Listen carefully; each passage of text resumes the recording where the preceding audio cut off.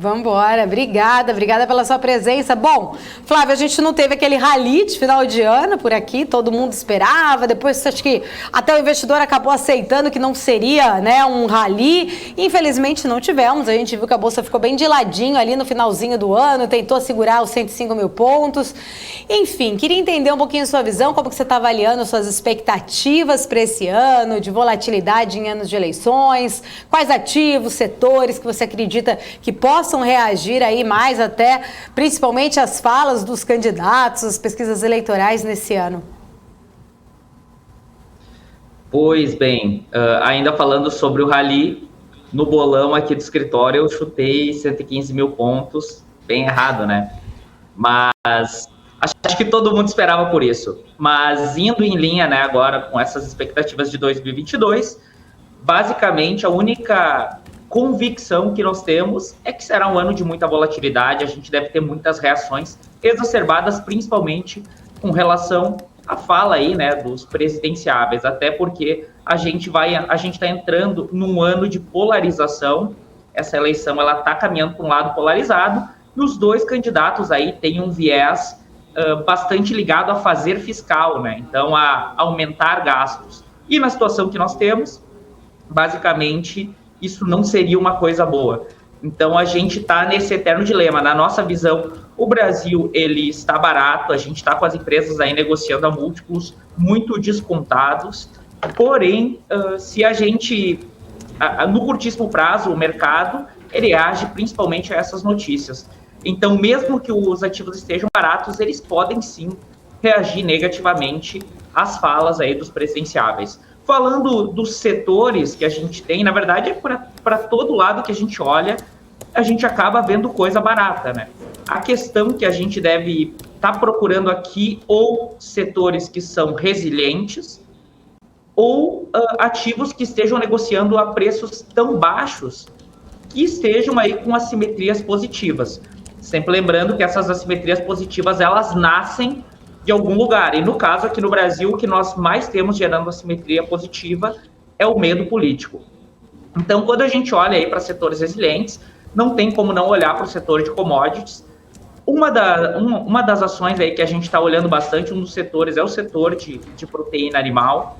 Basicamente, a gente tem aqui uma demanda crescente ao longo do tempo, é um ativo que é cotado em dólar, é uma proteção natural contra a inflação, e a gente acredita que, apesar da gente já ter visto uma boa andada nesse setor, a gente ainda tem aí a possibilidade de comprar boas empresas a preços relativamente atrativos, que ainda podem nos servir de alguma forma como proteção natural. Um dos exemplos que a gente tem aqui são as ações da JBS. A empresa hoje aí tem uma boa parte das suas receitas vindo dos Estados Unidos, aí a maior economia do mundo, que tem aí a proteção natural contra as elevações de preço do dólar, já que são os emissores da moeda. A gente tem a empresa passando por fazendo uma série de aquisições no mercado, e a gente tem também alguns pontos interessantes com relação ao grau de investimento. Então, a empresa teve seu grau de crédito elevado, isso barateia as dívidas da empresa, caso ela queira fazer novas emissões para aquisições, e a gente acha que vai estar numa tendência aí bastante interessante, pelo menos no médio prazo. Isso aí falando de um setor relativamente defensivo. Quando a gente olha para as empresas que podem estar baratas, a gente já vai olhar para as empresas que têm algum risco político.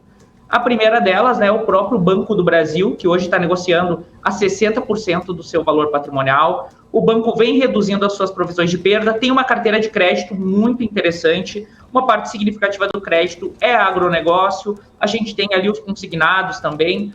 Então, a gente tem uma empresa que está muito depreciada, porque existe um medo do mercado que o próximo governo possa utilizar essa empresa para fazer algum tipo de benefício fiscal, e fazer fiscal, né, aumentar gasto público de alguma forma, e a gente acha que isso daí, mesmo que exista esse risco, o preço está muito distoante da realidade da própria empresa. Tanto que, se ela permanecer nesse patamar de preço, a gente estima aí dividendos acima de 13%, se as coisas andarem em linha, né, e se o preço não responder.